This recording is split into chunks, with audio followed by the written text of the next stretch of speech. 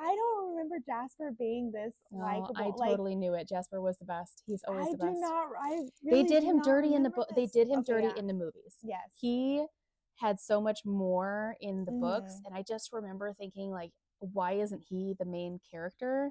I liked him so much more. And in the movies, he just kind of stands in the background. And like, it was after talking to James on the phone, she said, my decision has been made.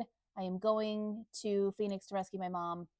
Specifically the words, my decision has been made, okay? And then they say that Alice can't see her visions unless a decision has been made, or until a decision has been made. So technically, Alice should have been able to see the moment that Bella was like, I'm going to go to Phoenix, or I'm going to go to the ballet studio. Alice knew this was going to happen. Oh, I think Alice absolutely is the villain in this story right now. She's the plot. She's a plotter. If she can see visions, wants Edward to have his companion. Yeah, I think she looked too far ahead, and she was like, this is how it has to play out. And so she's manipulating the timeline, I think. Yep. I think that she is, I think she's darker than she's coming across. I'm just saying that the stuff that she's done in these chapters has been super shady. Yeah, like I said that. I was like, so shady, Alice. No, did I mark the same thing for, I don't know if it's the same reason. Make up, girl. Like, make up your mind. So she's been bashing Forks this entire time. I was like, it's too green, it's too drizzly, and now she's like, it's too hot. Like, she spends the whole time complaining about how dreary Forks is, and then now she's back in Phoenix for like 5 minutes, which is what she wanted this whole time. Yep. And she's like complaining, wishing for the protective forests. I wished for the green. Pretty sure we said we didn't like so much green about 10 minutes ago. She said she wanted brown. Wanted more brown. Yuck, the monologuing. James just supervillain monologues the shit out of this thing. I was bored. She actually got me because like I said, I don't remember this the first time, but I totally had no idea, and my jaw dropped, that Alice knew James, vice versa, because I don't remember it being mentioned in the movies. I don't remember it in the books. I had no idea that the reason Alice turned into a vampire was because she saw James coming in her crazy state, and then the creator felt bad and turned her. I had no idea. I didn't. So it's not mentioned in the movies. I did not remember this either. Yes, I was surprised that I was surprised. Mm-hmm. We're gonna say that. Like, that one really was like, what? And he's so proud of how, like, I wouldn't say proud. He's disappointed that he's only had one person escape him. And he's like, she doesn't even remember me. And I'm like, oh my God. I had this whole moment where I was like freaking out, and I was going to text you, but it was late. Listen, I really started to question Alice at this point, okay? Because James has called, and he's like, be careful not to say anything until I tell you. And he's like instructing her on what to do on the phone and how to act and whatever. And I'm like, how did Alice not see this happening? Or did she? And they set a trap.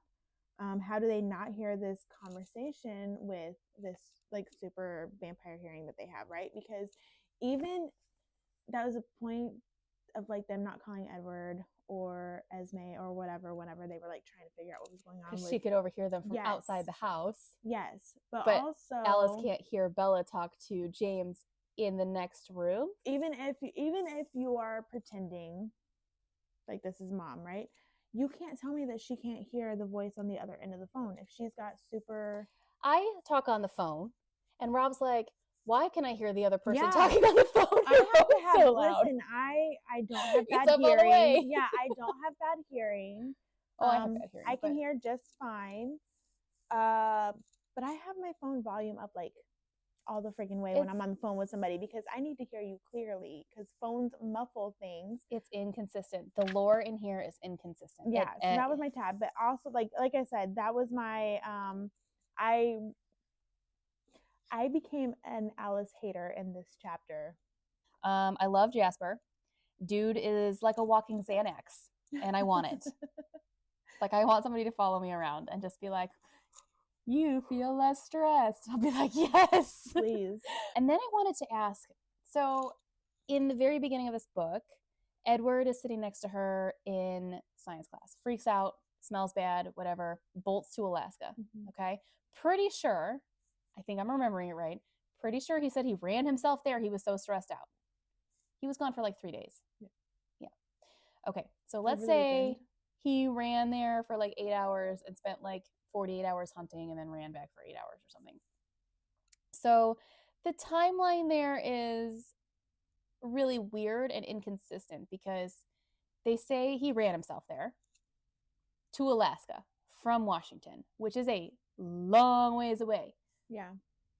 But when it comes time to have to rescue Bella in Phoenix, he has to fly. He has to get on an airplane to go. I got the same he has thing. to slow down enough to get through security. And this is, I had to look this up and just confirm, just to make sure this happened after 9/11, which means that those 2-3 hour waits were still in effect, are still in effect.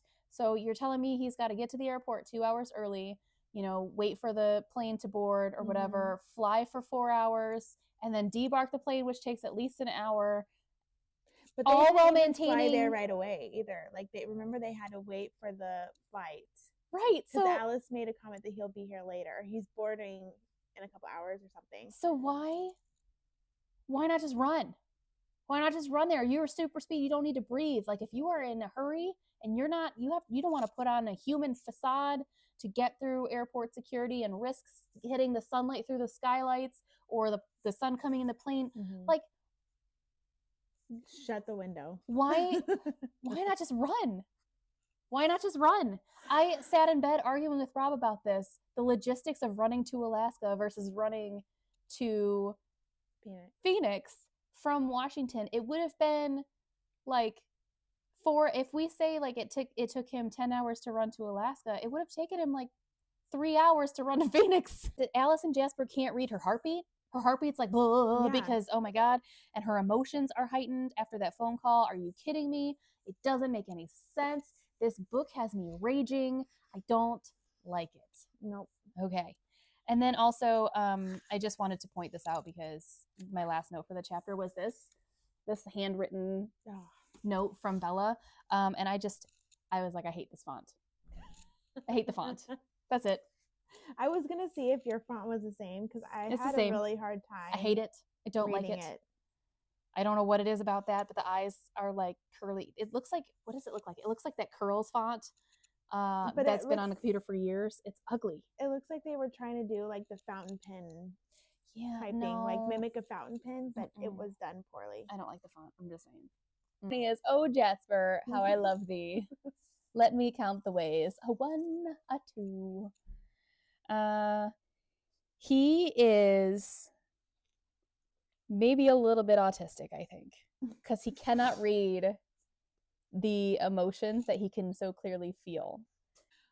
Jasper's so sweet. He's the only one that's checking in on her. And I'm just sitting here like, that was so unexpected for me. Because again, I haven't read these books in over 10 years. And this has never made sense to me, ever. I could not make heads or tails of why they wanted to go there. What was I don't understand. I think they talk about one point about how it's going to throw him off because they knew that he heard Bella talking. They could have went anywhere though. Right. I'm sitting here like, why go to a place where she has like absolutely zero connections? Like, don't go to Florida because that's where her mom is. Don't go to Phoenix because that's where they used to live. She lived, and they're like, they know at that point that you could go Renee is ready to come back, right?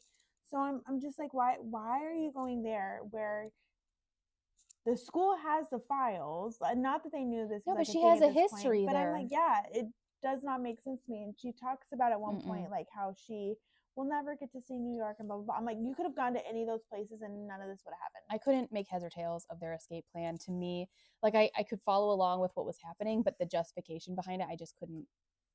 I couldn't figure it out. It just seemed like the blind leading the blind.